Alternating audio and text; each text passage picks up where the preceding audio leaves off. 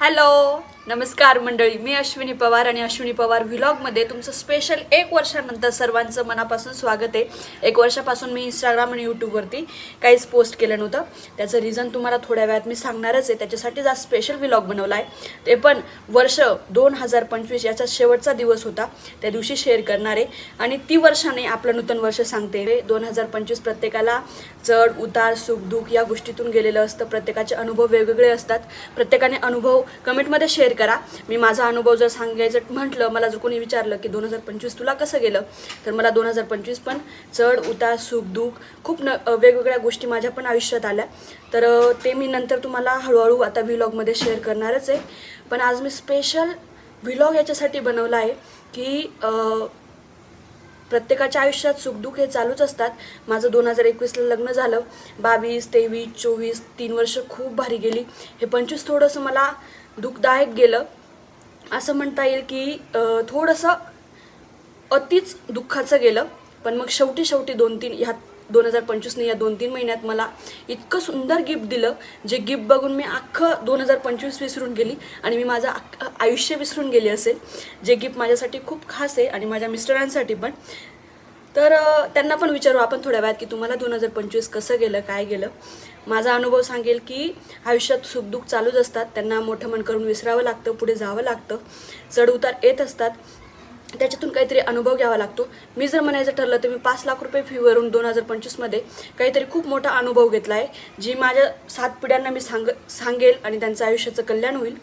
So जगाप्रमाणेच सगळ्यांप्रमाणेच आपण असंच म्हणू की 2025 खूप खूप छान गेलं. आम्हाला खूप चांगले शिकवण देऊन चाललं. आणि या 2025चा शेवटचा क्षण जो आहे तो आपण गोड करू. आणि मी तुमच्यासोबत माझी एकदम आनंदाची बातमी जी आहे ती शेअर करणार आहे. So wait for you. आणि दुसरी गोष्ट की प्रत्येकाने डोकं लावलंच असेल. कसं असतं, एखादा माणूस डायरेक्ट महिन्याभर जर गायब झाला, प्रत्येकजण विचार करता हा का बरं गायब झाला, काय याच्या आयुष्यात काय झालं असेल की हा दिसत नाही आहे. प्रत्येकजण ज्याच्या त्याच्या परीने खूप डोकं लावतं. माणसाचे बघण्याचे दृष्टिकोन वेगवेगळे असतात, प्रत्येकजण डोकं लावतो. काहींनी माझ्या बाबतीत बी लावलं असेल की ही का बरं व्हिडिओ बनवत नाही आहे. सो त्यांनी डोकं लावलेलं असेल ते खरं पण असेल. मी व्हिडिओ का बनवत नसेल याचं कारण सांगते.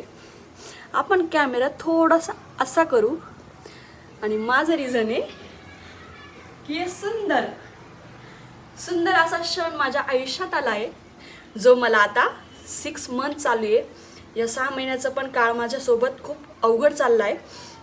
पण एक गोष्ट सांगेल शेवटी की माणूस जन्माला येतो तो एकटा येतो. एकटं सर्व काही करावं लागतं. ती प्रेग्नन्सी असू द्या, लग्न कार्य असू द्या. मला पण वाटतं माझ्या आईवडिलांनी माझ्यासोबत असावं या काळात, सासू-सासऱ्यांनी माझ्यासोबत असावं, प्रत्येकाने म्हणजे बहिणीने असावं. पण कोणीच नसतं. जे असतं ते आपल्याला करावं लागतं. मग त्याच्यामध्ये आपण इतकं ताकदशीर बनून जातो. आणि मी तुम्हाला एक गोष्ट सांगेल, रिलॅक्स. 2025ने मला जी शिकवण दिली आहे त्याच्यामध्ये मी तुम्हाला सांगते, मी खूप अशी घाबरून राहायची आणि मला असा कॉन्फिडन्स नव्हता की मी एकटी काहीतरी करू शकेल. तुम्हाला सांगते, मला इतका आत्मविश्वास आला स्वतःवरती. मी स्वतःला इतकं परफेक्ट बनवलं आहे की आता मी काही स्वतः घडवू शकते, काही करू शकते, न कोणाची साथ घेता. पण मग एक गोष्ट सांगेल, मी माझ्या नवऱ्याशिवाय मात्र अपूर्ण आहे. त्याच्याशिवाय मी काहीच करू शकत नाही. म्हणजे आपण प्रेग्नन्सी पण एकटी हँडल करू शकतो. फक्त आपण खंबीर राहिलं पाहिजे. मला 2025 जे दिलं असेल ना, तो आत्मविश्वास दिला आहे.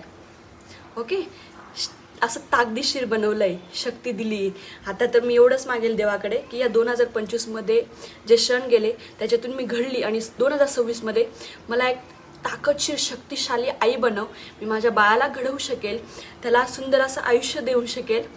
सो तुम्ही पण प्रे करा. आणि ही बातमी मी तुमच्यासोबत खरंच कधीची शेअर करणार होती, पण कसं असतं, आयुष्यात खूप मस्त प्रसंग होता, तो शेअर केल्याने नको कोणाची नजर लागायला.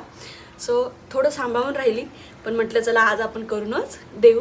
पुढे आता माझे व्लॉग कंटिन्यू होणार आहेत. ते पण स्पेशली यूट्यूबला होणार आहेत, इंस्टाग्रामला बिलकुल नाही. इंस्टाग्रामला एडिटिंगला वेळ जातो आणि एवढा वेळ मला नसतो, कारण आता आराम करावा लागतो, जेवण वगैरे करावं लागतं, प्रॉपर काळजी घ्यावी लागते. म्हणून जे काही असेल ते आता यूट्यूबला शेअरिंग करेल. आपण यांनासुद्धा विचारू की तुम्हाला 2025 कसं गेलं आहे. माझा नवरा ITत कामाला आहे बिचारा. आज शनी म्हणजे आज सुट्टी पाहिजे होती त्यांना 31 डिसेंबरची, पण आजसुद्धा ते घरी वर्क फ्रॉम होम करताय. जॉबला गेले होते, परत रिटर्न आले 11 वाजता, आता परत वर्क फ्रॉम होम करतायत. ITवाला नवरा जर असेल तर त्या बाईने इतकं ताकदेशीर जायला पाहिजे. तिने एकटं मुलांना सांभाळायचं आहे, तिला पुढे तिला पूर्ण आयुष्य एकटं हे करायचं, स्ट्रगल करायचं आहे असं समजायचं. माझा नवरा तर बिचारा त्याच्या कामातच गुंग असतो. म्हणून मी त्यांच्याकडे जास्त अपेक्षा ठेवत नाही की तुम्ही मला खूप जास्त टाईम द्या. मी माझं हँडल करण्याचा प्रयत्न करणार आहे. आणि तसंच मला माझ्या फॅमिलीचाही खूप सपोर्ट आहे, म्हणून मी ही गोष्ट खूप छान रीतीने पार पडते.